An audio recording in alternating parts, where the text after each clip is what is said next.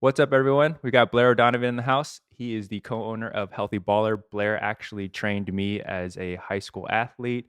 He is, yes, in my basement tonight. So, Blair, can you tell us a little bit about yourself and your journey and kind of what teams you've worked with?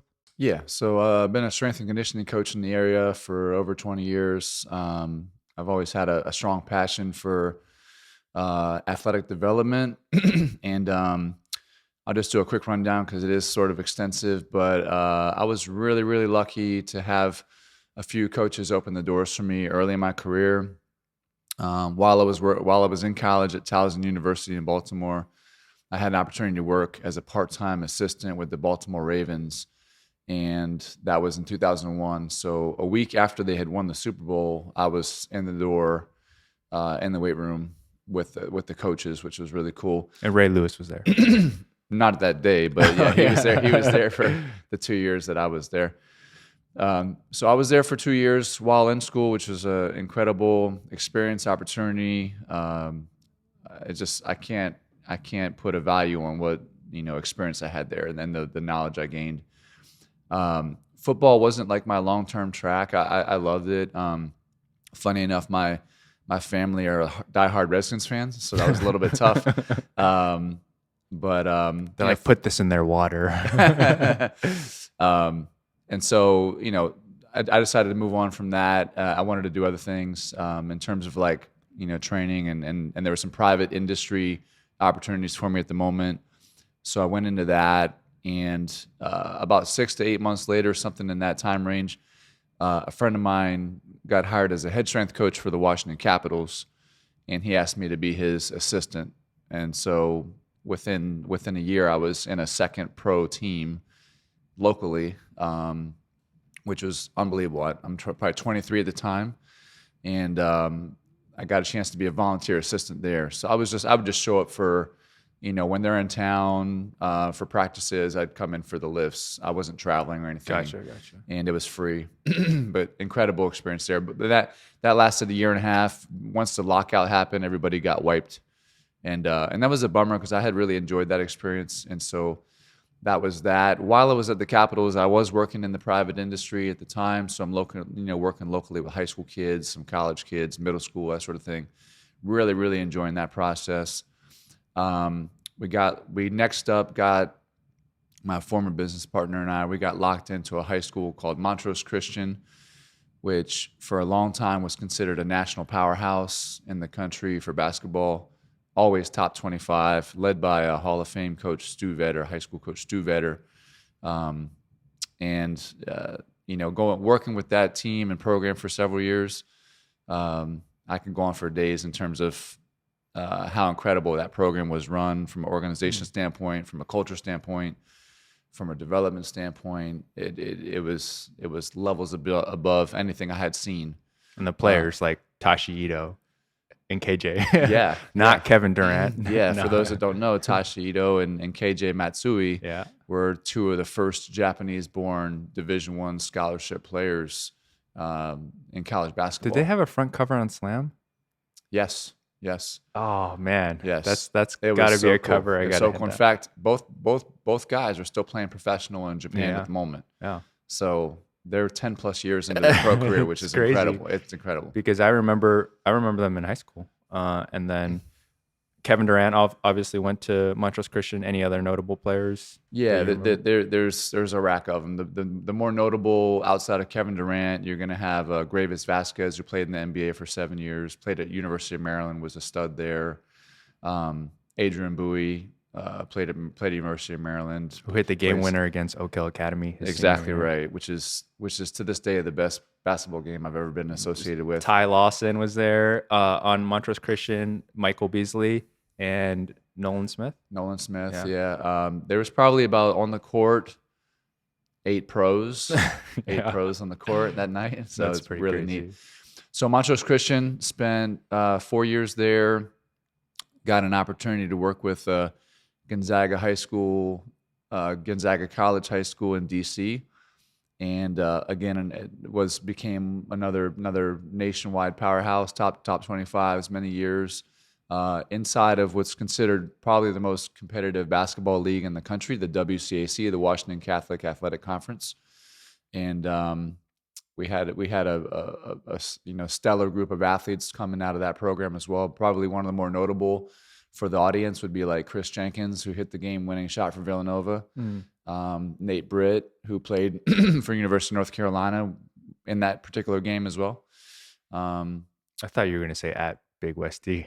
At Big West D was in the mix, and he can attest to being a part of one of the top teams in that history, winning the championship. Nice. Early in his high school career, which is Big West D is one of my staff members at Healthy Baller, which is he's a huge integral part of our Hoopers and basketball training community. Does an incredible job. So yeah, so Gonzaga there. And all the while, in the mix of all this stuff, like I said, I'd been in private business the entire time, developing relationships and building athletes in the area, and that sort of expanded itself into what has turned into my business, Healthy Baller. I should actually go back. The last thing I'll throw in there is while I was at Gonzaga, had an opportunity to work. It was more like on a private consulting side, not a full-time college strength job, but I got a chance to work with Coach Jimmy Patsos at Loyola College in Maryland, and that was really cool. But it was not your normal college strength and conditioning. You're there every day. We were there 3 or 4 days a week. We travel up. It was about an hour from where we were, and we come in and we lift weights and do our on court movement work, and that was cool and a lot of fun. And so I feel really blessed and grateful, like, to have experience at a lot of different levels, and it all has helped me in each location. And so after Loyola, I had really spent the bulk of my career just focusing on private, and then most recently, I was fortunate to get a job as the director of player physical development, which is basically considered the head strength and conditioning coach at the Washington Wizards in the NBA. Spent 2 years there, the 2018-19 and the 19-20 season, and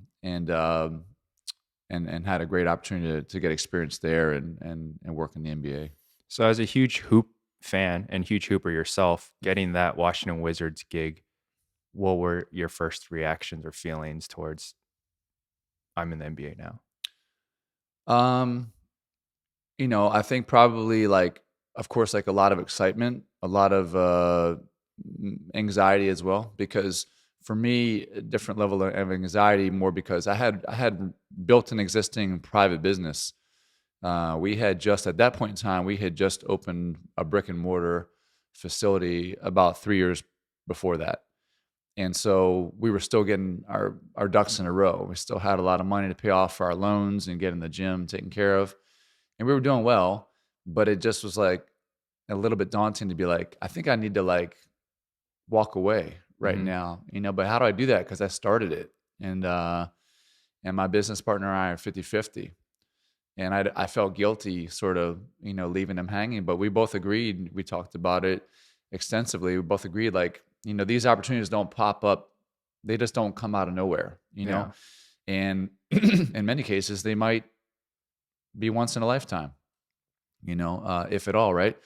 So I said, hey, what's the harm in interviewing and giving it a shot? And the interview went really well, and I ended up getting the job. And so, yeah, a lot of anxiety there. I had been training basketball players my whole career, so it felt very second nature, but still there's a pressure to be like, okay, now you gotta work with the top dogs, the best of the best in the world. You gotta make this work. And once I get into my job, once I get into the gym, once I'm in the weight room, on the court, Like I don't your think dojo, your zone. Yeah, it's just like in the zone, man. Like, there's probably little anxieties before and afters, and especially like training camp. Like, I got hired right before training camp, so it's like, hey, thrown in the fire. Like, here you go, let's go. And so, some of the first experiences I had really were like getting everybody going in front of all the media and all the craziness. Like the first days of practice and stuff. And so it's like, you got to have your stuff together, which I did, and it was a lot of fun. And some of my previous experiences, I think really, really, like I said, prepped me well for that, those moments. Knock on wood, because those are tough for people to swallow, I think, if they've never done some things Right. like that. Yeah. And John Wall and Bradley Beal were on the team at that time? Yeah, exactly right. So John Wall, and Bradley Beal were the main, The big the main guys, the dogs. big dogs. Yeah, and so that was an important step in the process. Was like, look, if you want to have success, you got to gain the trust of the players early, and if you don't have that, it's going to be probably a little bit of trouble. No one told me that, but that's seemingly pretty obvious, Yeah. especially me coming in as a new local guy, that sort of thing. And I had known John. I had met John years ago when he was in the high school All-American games. We had known of each other a little bit. He knew my business partner a lot better. Mm. And then Bradley Beal, I had done a trip to Nike All Asia China with him. So he remembered once I reminded him, but like I had been around these guys before. So I had connections already. It was sort of easy to start the relationship. Mm-hmm. I do have to credit my staff there. Coach Steve Smith, who was my director of performance there. He was director of like the medical side, and then also Jesse Phillips, because they were close with both those guys, and they were easy to. They really helped ease the process of like, hey man, like let's get in with Blair, let's work some stuff. And once that happened, it was like it was easy. So it went really, really well. And once you feel comfortable with those top guys, everything else falls in line. You know what I mean? And it wasn't a difficult process. I'm curious, how does that look different from, at Montrose or at Gonzaga? With those high school kids, obviously at the NBA level, someone like, John Wall and Bradley Beal, they, like you said, demand a certain amount of attention. What is it that builds that trust, I guess? Or how do you go about doing that? Especially if like you're a new strength coach and you're at a team, and you know that you don't obviously want to get caught maybe catering too much to them and giving them so much preferential treatment. But what is that balance, I guess, that you struck? Yeah, I mean, it's a good question. I definitely didn't like. I'm not a fanboy. I saw that a little bit in our organization when I was there with one particular person, and you can see that a mile away. Can you come to my son's birthday party on Saturday? and I think the players can see that a mile away. I just tried to be who I am. I tried to be organic, and again, lucky for me, I had connection with those guys before I actually had officially worked for them, worked with them. So those are easy icebreakers. Right. Hey, remember me? Like, oh yeah, that's right. I remember. That's right. Or remember this guy? We had so many things in common, and so that eases the process off the bat. And then again too, having a really good team to work with in terms of staff and supportive team, where they believe in you and they believe that, hey, John, I need you to go in after therapy and work with Blair or Brad. Hey, let's get in with Blair this week. I mean, that helps the process, right? Right. If those guys were opposite, it'd be a lot more an uphill Hey, battle. skip Blair session, Yeah, actually. it'd be an uphill battle. Yeah. You know what I mean? And in that respect, and I've always been this and always will be, I have to be a team player. I'm just one piece of the puzzle coming in. They wanted someone like myself in there to help round out what they were providing, which was a great level of service at the time that we were there. And it's not all about me. It's all about doing it together as a group, making sure that John is ready to play and healthy, and make sure Brad's feeling good and ready to play and healthy. Not about whether my workouts are the best compared to whatever they did in the past. It's just, coaches will always say this in the NBA, the best ability is availability. And if they're not available, then what's going on? Right. And why aren't you getting them available? Right. And you're part of the puzzle to keep them healthy. So figure this out. So, my focus was, hey, I'm here to help. I'm here to step away if I need to step away and get out of the way. I'm here to step in if I'm needed to help. And I was very open with that. And that made our team environment from a staff perspective really easy and fluid and fun.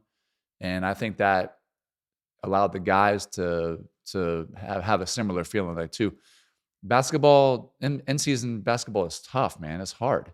Even if you don't play, it's hard because if you don't play, at least on our team at the moment, If you don't play, you're doing way more. You're just doing more. If you're a rookie, or you're getting much more court time for development, which they need and they should do.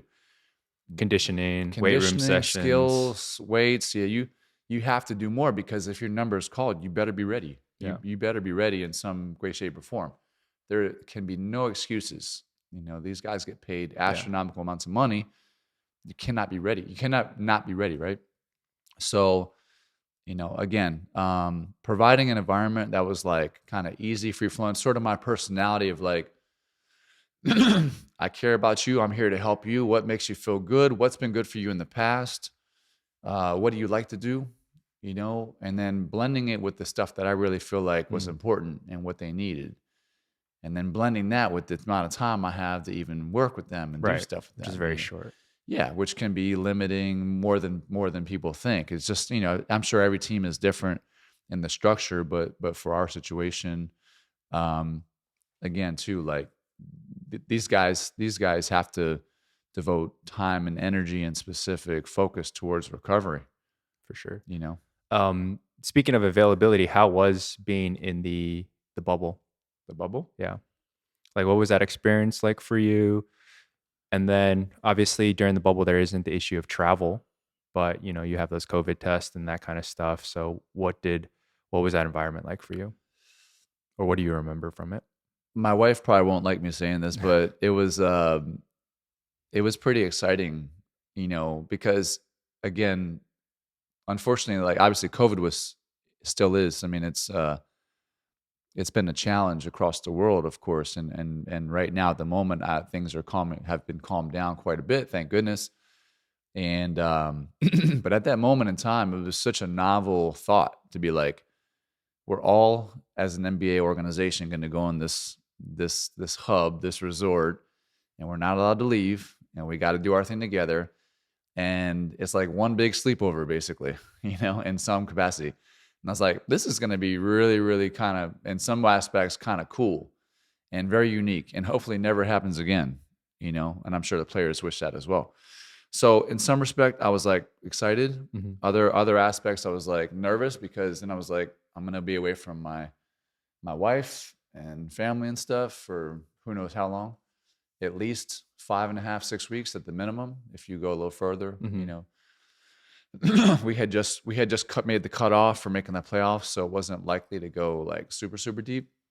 So we sort of knew like how long generally we were going to be and how long we weren't going to be. Right. But overall, great experience, because the biggest takeaway I had there was it allowed us to bond in a stronger manner. Why? Because yes, while we're with these guys 24/7 during the year, you guys go home. Yeah, we go home, and like you're not like hanging out, you're not hanging out with players and stuff like that. So what's the difference here? Well, when you go home, you're going to the same hotel, and like there's nothing to do, and like there's nowhere to go. And so players are walking around and they're sitting in the lounge and hanging out. You got a lot more interaction, not just with your own team, with other teams and players, other coaches. I mean, do you want to go lift right now with other coaches? Yeah. I mean, there was so many random things going on. And so that was really unique for me to walk every day and say hello to Coach Popovich, and walk past Zion 5-6 times a day, and see Carmelo Anthony, rubbing shoulders with him, like going into the lounge and walking out. Like that's incredible experience. You know what I mean? Like obviously I'm already at that time working as a head strength coach in the NBA, which is really cool, but such a different feeling to be like all together in one experience together, right? Because one thing is like you're seeing them on the court pass by you and you might be saying hello, or in the back locker room, like where the family is. But then there's a difference of eating breakfast and you're eating your omelet and someone's right there. And you're like, huh, I wonder what he's like with his teammates or his friends. Like you can observe a lot more. Yeah, exactly right. And every team had their own little conference room. So like there was so that wasn't exactly like no, but there was. And so like you would have like in our area, I'd call it like a little district, like a little area. There was 4 teams in each of these conference rooms, and then a different part of the hotel they'd have 4 teams each in its own conference room. So it's its own little area of the hotel, but all walking distance within each other. You're walking by everybody every day. And so like in terms of the eating aspect, in terms of our own team meals and stuff, yeah, we're sitting there and we're BSing with guys for way longer than we normally would after practice. After a practice, especially because the facility that we're in which is a new facility, is in a terrible location, just not a super safe location. Mm. Guys don't want to hang out there. They want to go home and they don't want to be like they're late. And that was a bummer because it's a really nice facility, but they want to go home. And so they're not hanging that long for lunch. They might get a lunch to go, which means you're not going to get as much of that interaction time. So many times, breakfast, lunch, dinner, whatever the schedule out, we might sit there for another 30, 45, an hour after, just BSing with guys and having fun and telling jokes and stuff like that. And you really got to bond with them on a different level, which was so cool. So cool. And that to me was one of the super, valuable experiences out of the process. And I miss that. That's the part I miss about the NBA the most, is really the social aspect, being a part of a team and being in the grind together and fighting through the ups and downs. But also just like knowing that, like, hey man, I got your back. I'm going to take care of you as best I can. We're going to do this together. I miss that team aspect. And you really built that in the bubble because everybody's backs against the wall. Like, you got to try to figure this out. And, we're all in the same boat, man. We got to go and make this work, From a training perspective, how are things different? Um, Did you feel like you had more time or less time? Because I know you mentioned that already working with the guys, that was something surprising to you, is that you didn't have as much time with each athlete. Yeah, I would say probably in some respects more time. Just because we got there in the bubble, we had to have a few days in quarantine, and then you got some time to acclimate to the bubble before we start playing games and stuff. And then too, like, yeah, if a guy like wanted to lift late, it's like, okay, I'll meet you downstairs in 30 seconds and we'll go in the weight room. Our weight room was it was a second conference room.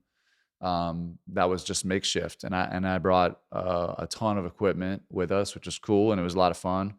I got to look at my phone. I know I have videos and pictures of it somewhere just to remind myself, but we had a really good setup, like a really cool setup. I mean, where it was like fun to lift there, and it was inviting. It was like all rogue setup, right? Yeah, I think I remember texting you. It was a mixture. It was a mixture. We trucked a lot of stuff down from the weight room. I see. In DC, and we had a few things shipped in from a couple companies. But it was a cool place. Like, it was fun to work out there. Yeah, it literally was. It literally was. Room. Yeah, and we did a therapy in there, and that was fun too, because that was big open environment where you're like, everybody's chatting with each other and shouting across the room. Good training environment and fun, and so in some respect, I'd say I had a little bit more time. We would still try to maintain aspects of our schedule in the sense of, hey, these guys need to lift before treatment, or these guys like to lift after practice. We try to maintain some similarities just because we want to try to emphasize the routine they've been working with for so long, and make guys feel as comfortable as they can. And I think we did a good job of that. I don't feel like in any capacity we were really missing the boat on anything major, because we're in a conference room with a different setup. We made it work. We brought a lot of stuff. I mean, a lot of stuff. Yeah. And then also too, the NBA did a really good job of like setting up at the practice facilities. They set up sample or like template, weight rooms, where they just literally just put stuff down for us. It was organized well. It was clean. It was well outfitted in all locations. And so we had the opportunity to lift there, when we wanted to. So we had all the options we needed. I didn't have a chance to check, but I was pretty interested in, they talk a lot about injuries being, well, not injuries correlated to sleep, but the NBA schedule is pretty hard because you're constantly traveling from coast to coast. And now that you're in the bubble, you're not having that brutal, we need to get on a plane and travel. We're not having busing from the airport, etc. Whether that led to, potentially a decrease in injuries, like for the overall season comparatively. Did you see any of that, or? No, I mean, I'd have to look back. I'm sure there's stats somewhere. I just know that the guys felt pretty good because they don't have anywhere to go. So you can't you can't stay out till you can stay up. I guess There's you could nowhere say to go. sleep probably improved. Yeah, I mean, I'm sure it did. I mean, everybody got an Aura ring in the bubble, which I still wear mine and use mine to this day because I love the data. Um, you have to think that guys slept better because you're bored. Unless you golf or tennis there, you have nothing to do. Oh, you could golf? I do now. Yeah, I mean, the players could golf. Oh yeah, for sure. There are a lot of players who are golfing. Yeah, I guess time on feet probably went up for yeah. A lot of Steph Curry. The steps went up. A lot of guys golfing. I mean, we were lucky as a staff. We were able to go out. Once our work was completed for the day, we went quite a bit. In fact, our head coach, I mean, he went 20 plus times. I mean, I was wondering who was monitoring that load. No, yeah. Well, I mean, we're well aware. Our players, we didn't have big golfers on our team, but man, I saw guys like JJ Redick, Kyle Korver. I saw the Lakers staff out there a ton. I mean, there were a ton of guys. I mean, you just run into them. And the coolest part about that, which I'll never forget, I mean, you're on a regular course, okay? You're going on a resort course. And so other people are playing, but we had some high level Secret Service, not Secret Service, but like SEALs, like security, making sure that we were separate from the public, and you go out on your own and you're going out to this side of the course and stuff. And so that was really neat. But like JJ Redick had made a comment at some point on one of his podcasts, I believe, if you really wanted to mix and mingle with other people, like when you're not supposed to, you could have done it at any point in time. Like there's no stopping that. You really couldn't, but people didn't, so meet me on the 10th hole behind the palm tree. Yeah, exactly right. He said something just like that. And that's totally possible. But that was cool. So yeah, if you don't golf or tennis, or there wasn't a ton to do. Like some guys would go out in the little lake thing and do some fishing, which was kind of cool. Oh, yeah. And that was fun to see some guys do that. But there wasn't much to do. Paul George is a big bass fisherman or something like that. Oh, I don't know. That's kind of neat. Yeah. So as a result, if you're bored, you might go to sleep a little earlier. And then you don't have to travel and drive anywhere. That certainly is going to help recovery in a lot of ways. And I think that was probably outside of just the claustrophobic feeling that some players probably got over 9, 10, 11, 12 weeks of being there a long time, especially like Lakers. I mean, that can be tough. It's more the mental health aspect of being locked up, even though you're in a resort. Yeah, you are. But I mean, same thing. Like you're sort of eating the same stuff every day. The food didn't start out great. They tried to sort of be quiet on that one. And some players are pretty vocal and about how bad that was. But candy is not sufficient. But to be honest with you, the food was pretty darn good. Yeah. I mean, there might have been a couple of rough meals around the edges early on, but they fixed that stuff quick. And then not until late into the bubble did they even let family come in. And if you did have family, I think they had to quarantine for 7 days as well. So it was pretty challenging, I know, for a lot of people. But I had a blast with it. I had a lot of fun actually. And it's an experience I'll always you could say you could be part of that. Yeah.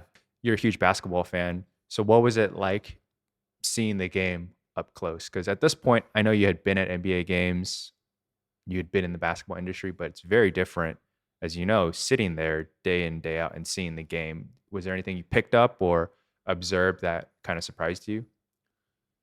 Yeah, it was just like a super awakening and a reminder about how elite these guys really are to do what they do night in and night out, traveling from city to city, coming in at 2, 3, 4 in the morning, getting back up, doing it again. Obviously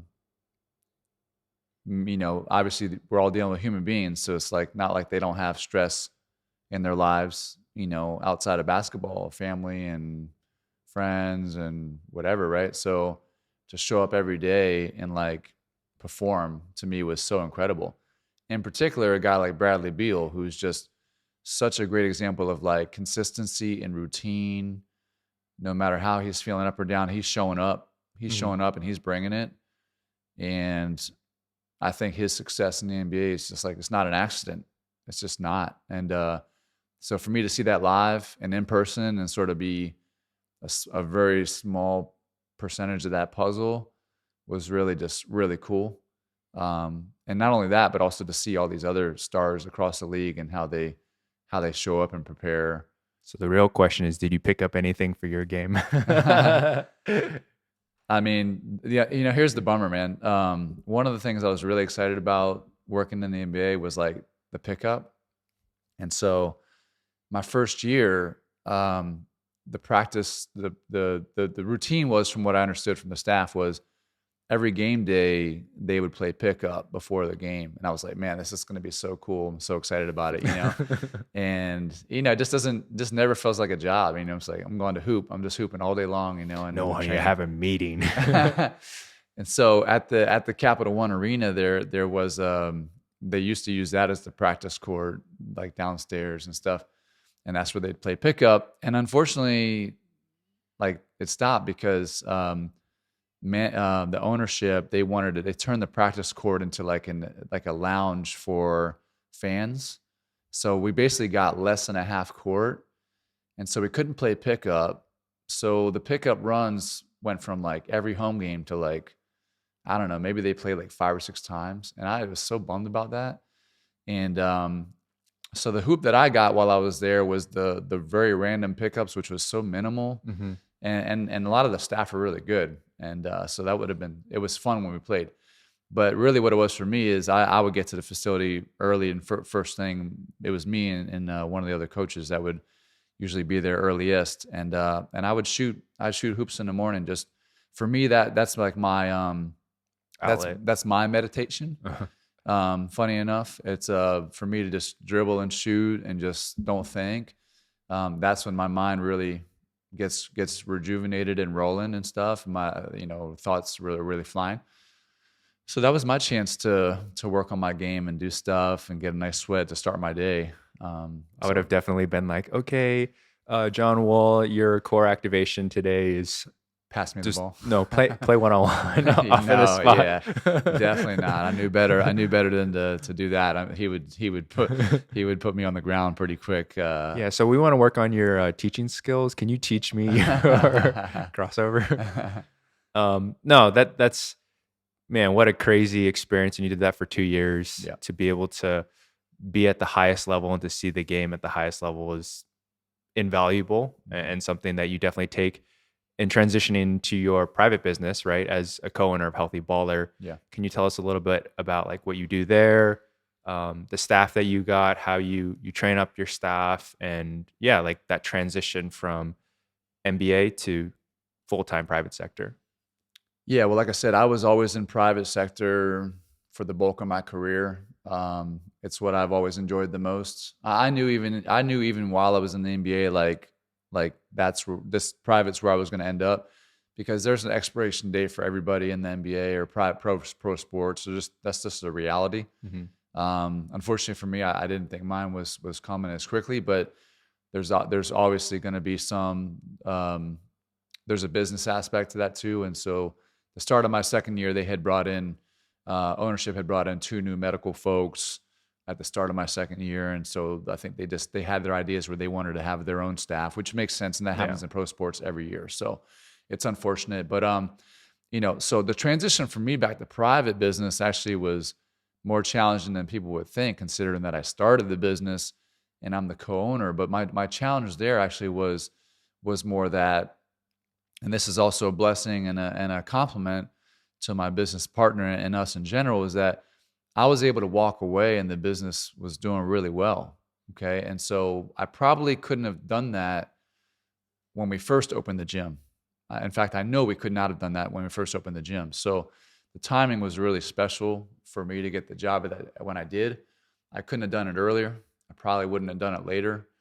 And so because of that, I was able to like really appreciate, like, man, my business partner is doing an incredible job. And he had to figure some things out when I'm not in the gym anymore working, that sort of thing. So as a result, he had a lot of stuff under control. And as you could imagine, me coming back, I didn't want to like Be like, hey, I'm going to take over these duties Who's now. this guy? Yeah. Yeah. I mean, in some cases, some of the newer staff, they just didn't know me. They never seen me train. They never really been around me. Did we So get a new intern? an No, old he's intern. his name's on the wall. So I had a little bit of struggle there early because I didn't want to step on people's toes and be like, hey, these clients that were mine that I handed off, I'm taking them back. We have a really incredible culture at Healthy Baller, great team environment, great staff. And so I wanted to just like grow myself back into the business slowly, but that was hard for me because I didn't want to overstep my boundaries when people have started to learn to take on more responsibility on themselves. And so I didn't want to strip anybody of that because that's part of the growth process. At some point in time, I can't be the one training everybody. I don't want to be the one training everybody, but I'm the owner, I'm the co-owner, and I want to facilitate growth in the staff and help them develop to the level that they want to get to. And so, yeah, so coming back to it, it took me a little while. I'd say even up to a year, honestly. Mentally it was tough. There was points in time where, getting let go, and I was questioning myself as I had earlier in my career. I was just, sort of unsure. I've always been that shy, reserved coach kid, growing up. Not introverted in any way. I'm very, very socially driven, but I'm not the life of the party, so to say. I'm just hanging out and having fun. Um, and so, that was a tough transition for me to sort of figure that out. I apologize. I lost my train of thought where I was going with my whole story here, but I'll pick up on that and figure that out. So I apologize there. No, but I guess like a new basketball guy comes in to Healthy Baller. What is your process? Like, how do you assess the guy? I know you're big on force plates. How do you get him rolling? Like, this is my off season, Blair. I'm trusting you. So I'm that athlete walking in. What does that kind of look like? Yeah. So, whatever level it is, we're gonna go through our assessment process, which is pretty comprehensive. We're gonna use aspects of the FMS, the functional movement screen.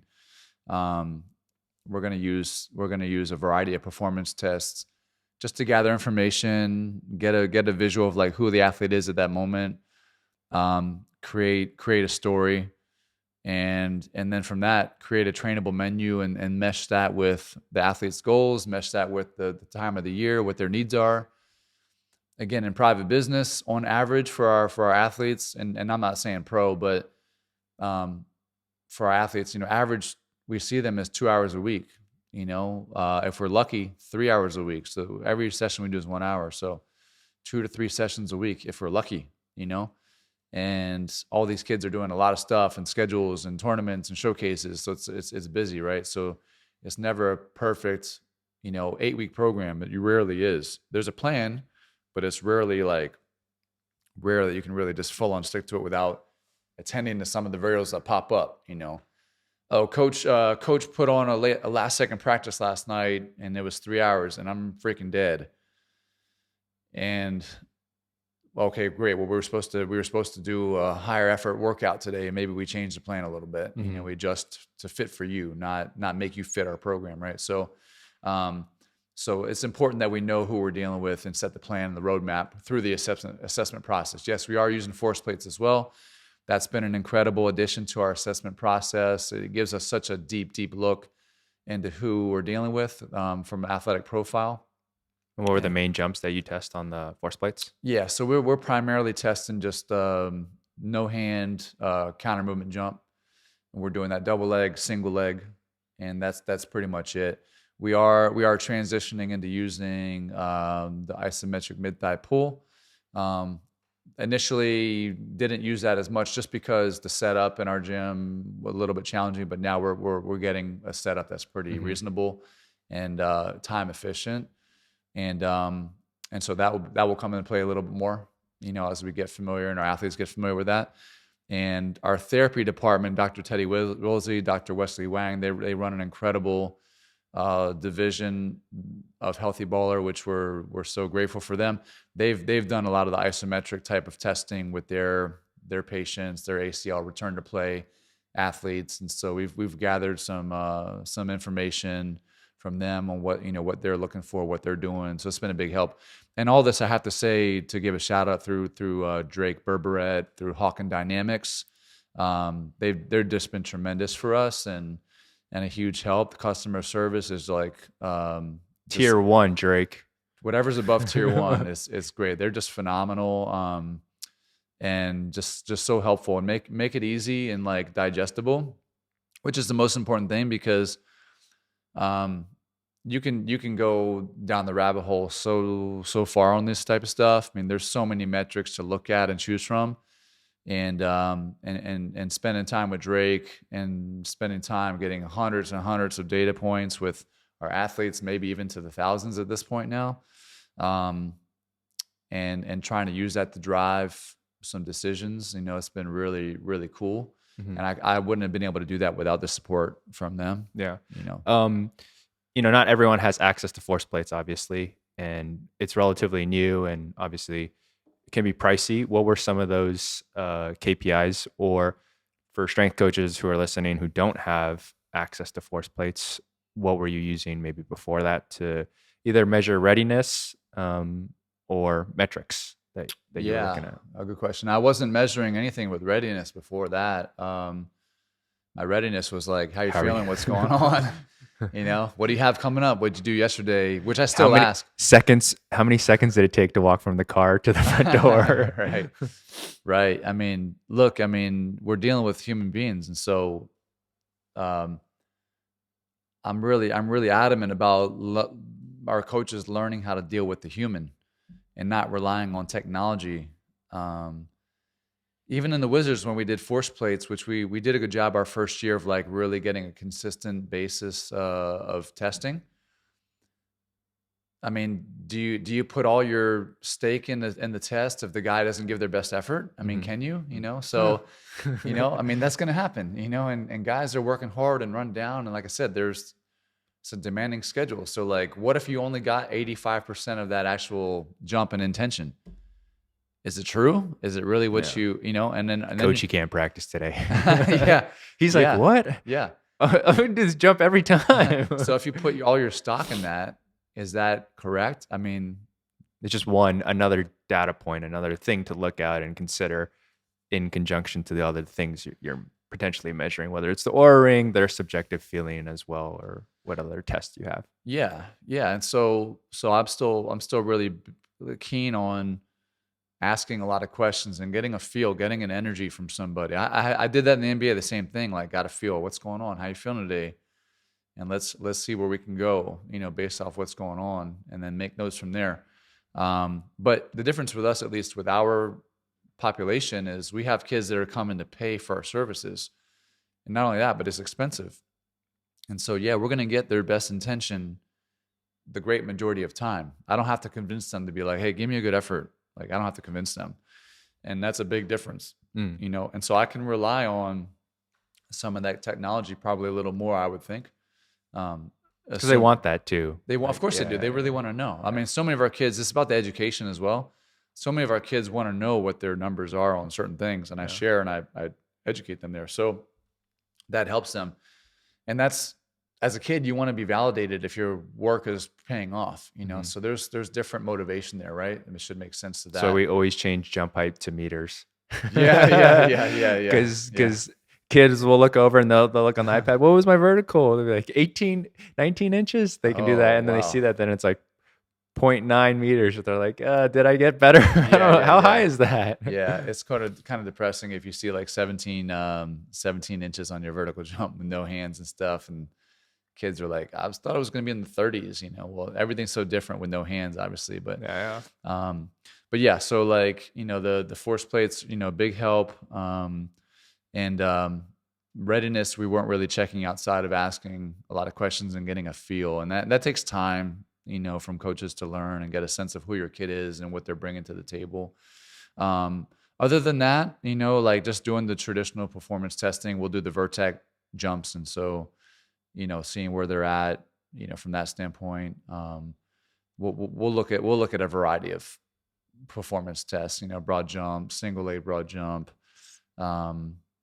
we'll do everything on video as well, just to monitor and manage. But also too, like, video is just so helpful, obviously for the athlete, but it's also helpful for the parent to like validate when you show them doing something poorly, and then down the road after some training, after some extensive period of time, show how much better they're doing it. Mm-hmm. And it's just nice to have the visual impact, So again, trying to get as much information as you can to tell a story and understand who the person is, and then make some decisions about the roadmap, what you would suggest. Again, I'm in private business. I have to sell. I got to sell our product and what we're offering and our service. And you've got to be convincing in that manner of like what you can deliver. And then once they're in the door and working, then you got to deliver the results, and you got to show that. And however, whatever metrics you choose to showcase that, or however you decide to showcase your success, you got to show something. It can't just be like, hey, little Johnny, little Susie's playing better. They played a little bit better. Like, there's got to be something a little more specific, in my opinion. For sure. Of course, you would expect and hope that they play better. But again, we're not doing any skill work. And so there's a component of that. Like, we're not helping you on the skill side if you're struggling to like make a layup. That's not our job. Our job is to make sure you're physically fit and ready for the demands of your sport, and doing it better than you were before. Where's your 10-yard sprint? Where's your reactive agility? Where's your balance at? A variety of things to know where's your baseline, and then let's get better. Gotcha. Going back to Healthy Baller, a lot of those basketball players come in. You having been at Gonzaga, Montrose, Loyola, and the Wizards, how has your training menu maybe changed? And maybe what are those core principles that have remained since you've started? The bigger aspect of things that have changed are more, getting a little bit more focused on movement. I know that sort of sounds like a cliche thing to say nowadays, but the big difference is maybe years ago, I came up on a high intensity training protocol. That's where I learned training, and it sort of was like not defunct, but like it was sort of looked down upon for many years, or early and middle part of my career, because it wasn't considered functional if you're doing anything machine based or slow or whatever.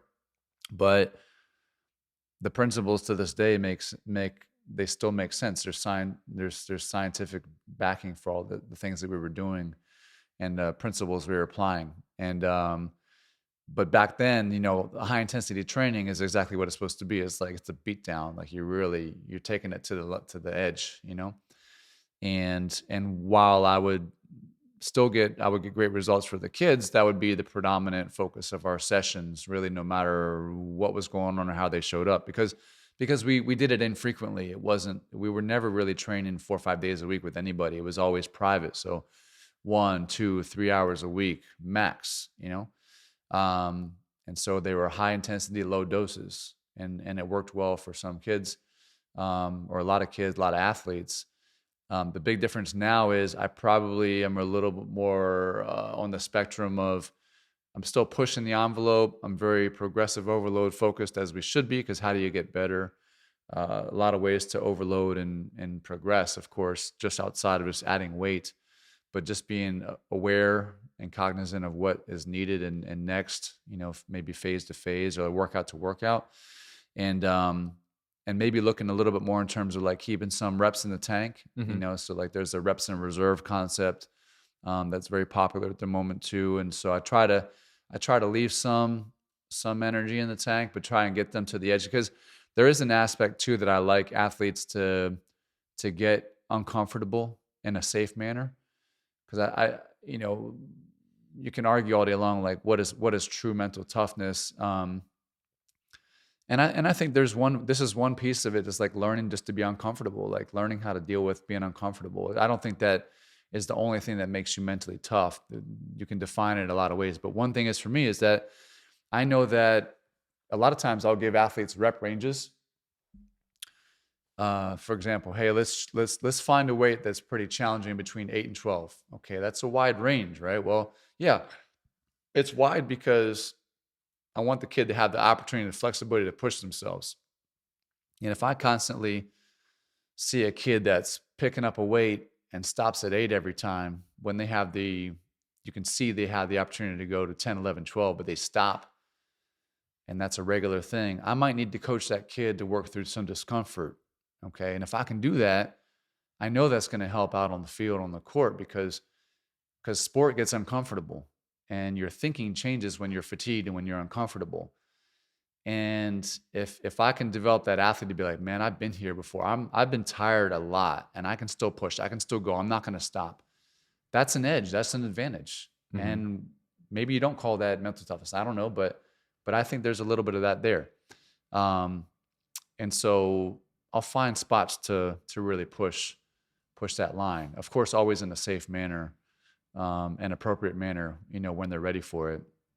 So, but outside of that, like I just noticed in practices, in general workouts, guys don't do a lot of specific footwork and movement. And I find a lot of value in like low doses of that just to work it. Like they always say, if there's something important, you should do it all the time. Doesn't matter what it is, like, okay, squat's important. We should squat all the time. Doesn't mean you have to heavy squat. You can bodyweight squat. You can sit in the squat position. You can goblet squat, whatever. Like if it's important, you probably need to do it a lot. Yeah. Okay. Well, a lot of these athletes I deal with, they're not great moving in the frontal plane. They're not great moving left and right. And while coaches probably think they do some defensive work in practice, I don't really think, especially high school coaches, they don't do a great job of working on the proper footwork and positions and angles and understanding how to get in and out of spots and how to get to a spot faster, what's more efficient. And so, yeah, I think there's a major value in like teaching some of those aspects. And I was doing that even in the NBA with some guys, just because in a lot of cases it was good like activation and like prep work and, potentiation for whatever we were going into, which might have been like going out to the court, for their skill work, you know what I mean? So I'd have more of nowadays a little bit more of a movement emphasis, but still I want our athletes to be strong, resilient, and that's never changed. I put big rock focuses on the areas that are injured, more regularly for a traditional basketball player. What is it? The ankles, knees, groin, Lower back. low back. Yeah. I hate to say now Achilles, I don't remember. I think it just gets more attention when big players also tear their Achilles. Yeah. But what I was going to say is like, it seems to be like now more than ever, there's younger athletes tearing their Achilles than I remember ever before, like working in the high school sector for a long time. I'm not saying like my athletes, I'm just saying I never heard of many athletes tearing their Achilles young. And now we're seeing them more consistently. There's a lot of Achilles tendonitis in the NBA for young players. Of course, patellar tendonitis has always been a thing. And again, the demands of the sport are going to cause certain things, but like if you're more stronger to be more resilient to those stresses, you're going to handle them differently and better, hopefully. Yeah. And so we want to just try to bulletproof these as best we can. So in regards to movement and hitting those shapes, it sounds like, in regards to movement, it sounds like you're trying to get the athletes to hit different shapes that they would potentially hit in the game and exposing them, and making them more efficient at those movements. One thing I've been thinking about as well is basketball players spend a lot of time on their forefoot, and there is a lot of change in direction at practice. And so thinking through a player who has high dosage of that, like what can we give him in the weight room, what can we give him to make him potentially more efficient? But two, what can we give him in the weight room that maybe he's not getting on the court, right? So I'm thinking maybe we need to let him find his heel, let him feel a little bit of decel. If the guy's always a go, go, go type, then does it make sense always to put him in the weight room and like, okay, let's keep doing triple extension. Let's keep doing you on your forefoot. It's like, well, if a guy's a high minute guy, I'm thinking, well, he's getting a ton of that. But the counterpoint to that is, like you said, in high school, if these guys are not proficient at moving in the frontal plane, it would definitely benefit to hit those patterns and strengthen those patterns in the weight room as well. Yeah, I agree with that. You got to think about what's the day-to-day for the basketball athlete, high school, college, pro. Like, what is their week like? What's their weekly load look like? And just because, yeah, they get a ton of agility and change of direction in those environments doesn't mean you can't touch on it in your own sessions.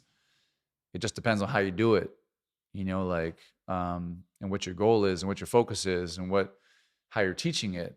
Like there's nothing wrong, in my opinion, of like taking one sequence or one pattern and really trying to teach in a non-fatigue state and just work on and understand angles and let the body feel and the brain feel the positions, right? Um, I don't see, any disadvantage there. Probably different for us in private if we're taking 45 minutes to do something like that when they're already getting a lot of court work and load and conditioning, when they really probably need more than 15 minutes of strength work. Yeah. So it's all contextual. You got to deal with who's in front of you, which is where that assessment comes into play. We're not just taking the athletic profile and making a decision on that. We're creating a story so we can know more. Here's where you are today as an athlete. You can do X, Y, Z. You struggle with this and that. But you're also on court 15 hours a week. Okay. So we need to factor that in because that's a big, big factor versus the kid who's on court 3 hours a week. Big, big difference. And then a kid who's sleeping 6 hours a night versus a kid who's sleeping 8.5 hours a night. Big, big difference. How do you approach that? And I think you have to weigh all these options and try to make the best decisions you can because they're all very different scenarios, in my opinion, on how you should approach stuff. Their narrative is basically always changing, and no athlete is waking up the same, Right. based on adaptation, stress, and recovery. So Right. it's definitely like a fascinating, interesting problem to have. Not interesting problem, but a unique experience to be doing problem solving basically with each client that comes in, and being able to iterate that. You want to treat each individual as an individual, but also that experience that you have is invaluable in the sense that you've seen trends and you've seen like, okay, I kind of know what's going to happen now. Like you're stressed, it's exam periods, you've been on 6 hours of sleep, and something like happened in your family. Hey,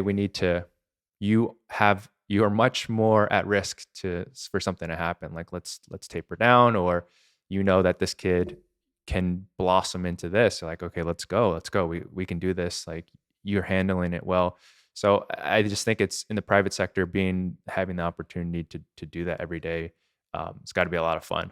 Yeah, it's something that takes time and experience and effort and attention. And this is why I was mentioning earlier, like we ask a lot of questions. You got to know who's walking in the door that day.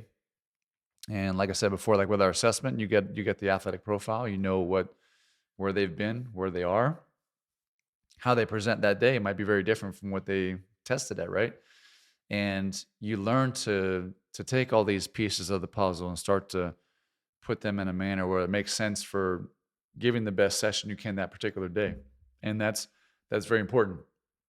That doesn't come without time and experience, but it's got to start internally and deeper for the trainer to like care and like really want to help. As opposed to like, hey, I wrote out the workout on the board this morning, workout of the day for everybody. There it is, go to work. And oh, your knees bothering you a little bit. Okay, go do whatever. Like there's got to be a deeper level of attention and care, given to our kids. And I think that's what makes that part fun, is when they sense that, they experience that, they know that we're accommodating, but they're also getting results. We want our athletes to, number one, they have to have a great experience coming in to our gym. It's a business. We're selling, right? They've got to get results. If we don't get results, we don't have a gym. We don't open a second gym or a third gym. Okay. And that's why I'm really confident. Like you have to learn over time to be a problem solver, and you've got to take the information. You've got to decide what to do with it and make the best decision you can. Is every single day perfect? No, of course not. But like after you do it hour over hour, hour after hour, week after week, month after month, year after year, you should be better. You should be better. And the cool part about us as the business being at the level we are right now in terms of locally in the DMV, we've been doing it for years, and our younger trainers just have a significant opportunity to like learn, like fast track everything. And our management, our staff, we do a good job of like sharing how to go about situations and learning so that they don't have to, maybe learn the hard way in some capacity. You know? Yeah, so a lot of strength coaches or player development coaches will be watching, or my mom will be watching this this interview. Uh, I guess, what is your advice, having been at so many organizations and having interns? Um, what is your advice for those trainers coming up? You and I have talked about the common advice of, you have to work hard. Like, there's just no way around it, and you have to be detail oriented. And then the importance of being professional. I think those are probably like the three common ones. Are there any points you want to talk to about those? And then, are there any other points or advice that you would give? Yeah, one thing I would say for young coaches coming up is like find somewhere where you can get some real hands-on experience. I find that to be just absolutely critical. More often than not, unfortunately, at least for the last recent experience for our business, a lot of really good resumes look good on paper, and then we find out they don't have barely any experience at all. And even in situations where a trainer may have interned at a college, and just been given Those very weights little were very polished. and in order, um, minimal experience, to even understand warming up a team, group, or problem solve for a certain situation. And I get it in some capacity, but then I also don't. In others, interns are there to learn. Interns are there to gather experience and be a sponge, not just do only grunt work.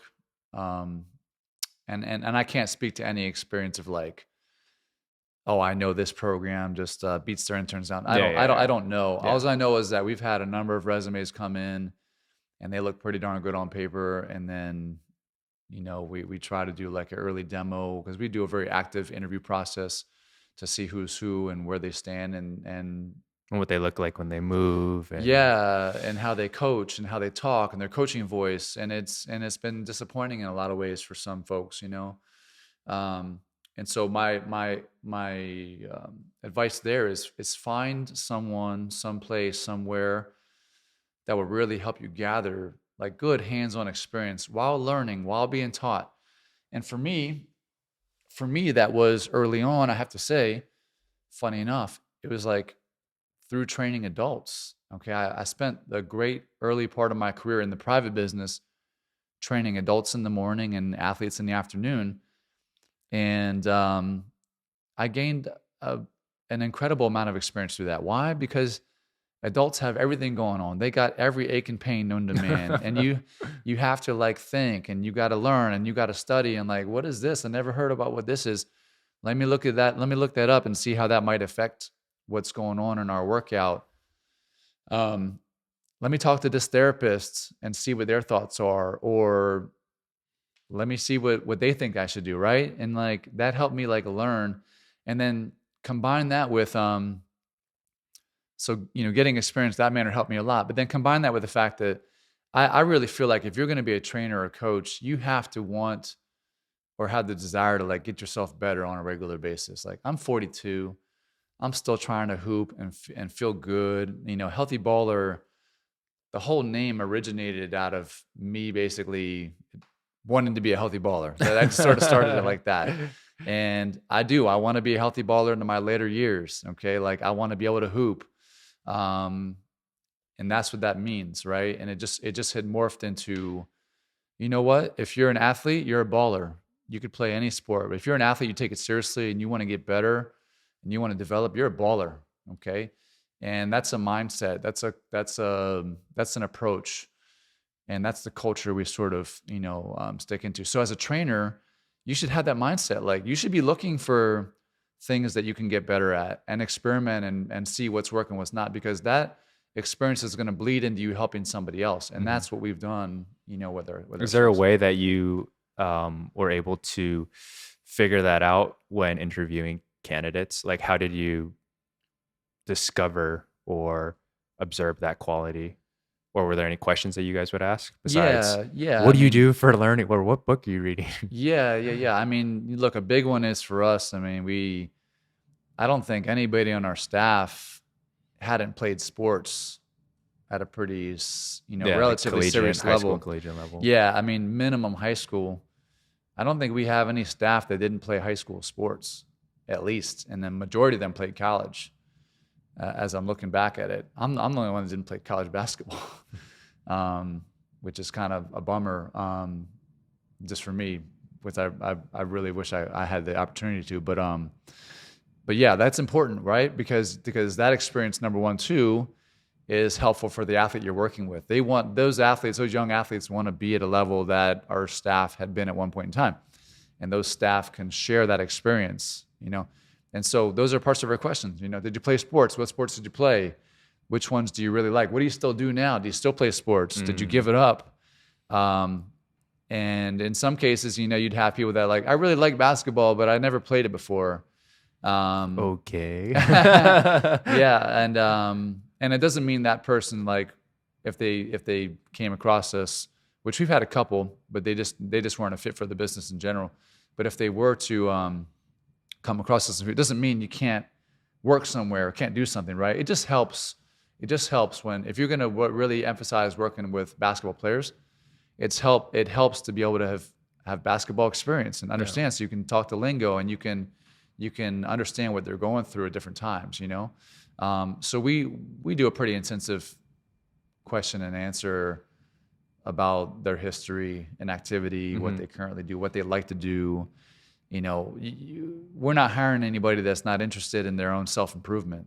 If you're not interested in your own self-improvement, you're probably not going to be that interested in someone else's. Definitely. So another thing that you talked about is professionalism. What are some things that you've seen in the past that, trainers should be conscious of or watch out for? Yeah, I would say just not just trainers, but just Humans. younger folks in general. I don't know if it's just the day and the age, but like, look, when you reach out for asking for something or an internship, that sort of thing, and someone responds to you with a question or with a reason to follow up, then you should follow up. That's been a big frustration for me the last couple of years coming back, and some of these resumes and interviews and that sort of thing, like, and the lack of response, the lack of communication. I can't tell you how many Zoom interviews we had just dropped off because someone didn't communicate and show up. Like, no joke. I mean, like several. Like, hey, you're supposed to Zoom at this time. Did we mess something up on our side? But we had you on the schedule. And then huge backpedal. Oh, my bad. My mom got sick, or whatever excuse, like multiple. And to me, that just screams unprofessionalism. So communication, lack of communication, lack of response. I don't know if it's this thing, sometimes people say, oh, kids don't email anymore. Okay, well, now I'm at the point now where I've seen kids don't even text back. So I don't even know how people are communicating. But if you want something in the year 2022, you can get to people basically any way you want to get to them. If you really are trying to connect. Hey, Coach, why didn't you Snapchat me? Yeah, I won't be on that one, but there's no excuse. There's no excuse. Yeah. And I think, like, it comes down to motivation, right? Like, it's all relative. Okay, like, if you said, hey, you're going to get $1,000 if you show up for this session. Okay, just randomly, whatever. People are going to be there 15 minutes early. Okay, and if you're just like, if it's not that important to them, they're going to show it's not that important. That's basically my point. Okay, Right. Like, your behaviors tell everything. Okay, and if you can't respond, it's not that important to you. If I had an email that was like, hey, I got 20 grand waiting for you at my gym, someone's responding immediately. For sure. And they're showing up 5 minutes later. Okay. If it's not that important to them, it falls back. And and we want people that find that what we do is if they want to be with us, they want to be a part of our team, they've got to showcase their behaviors, and actions have to showcase that. Cool. And I guess my last question for you is 42, you're a healthy baller now. Mhm. What do you want your legacy to be? My legacy, I haven't really thought about this, because I'm just so in the grind of just working all the time, 7 days a week. Like, no joke. I mean, that's what I do. It's what I'm used to, and that's what I choose to do. I should say that. I don't. I try to preface that with, like, I don't have to do anything. I really don't. I choose to. Um, and I guess if I had to have some form of legacy, like, I really want to know that I've had a great impact, or Healthy Baller and my staff have had a fantastic and a huge impact on the athletes that have come in and experienced time with us. That means everything to me. And that's what reminds me that I'm just a servant. I serve people, and we serve people, and we want to help people be better versions of themselves, not just through sets and reps. And however that happens, it happens. I can say now, like, I could probably stop now and just be really satisfied and happy. Why? Mhm. Because I have kids that I trained, or they're now adults, but I have people that I've trained years and years ago when they were young kids. That's Myself included. Yeah, yeah, yeah. You're a prime example, right? I have people that reach out all the time and just say thank you, or just check in to say hello, or come into the gym and say hello. Like, to me, like, what's more rewarding than that? Okay, I've seen it on the other spectrum. Coaches that work with players that never come back and actually actively prefer not to go back. That, to me, when I first came across an experience like that, of hearing that from somebody, I was like, man, my heart dropped. I was like, man, that would really hurt my feelings if a kid was like, I never want to go back there again. That would hurt my Yeah. feelings. I would really take that personal. And so my legacy, like I said, I would want to be continue to serve this area, continue to serve people. I don't care if that's we're about to have this summer. We'll have our third facility open. I don't care if that's through 3 facilities, through 10. Um, I don't care what it is through. I want to be known as like a caretaker, caregiver, a servant, and just help. Yeah. Yeah.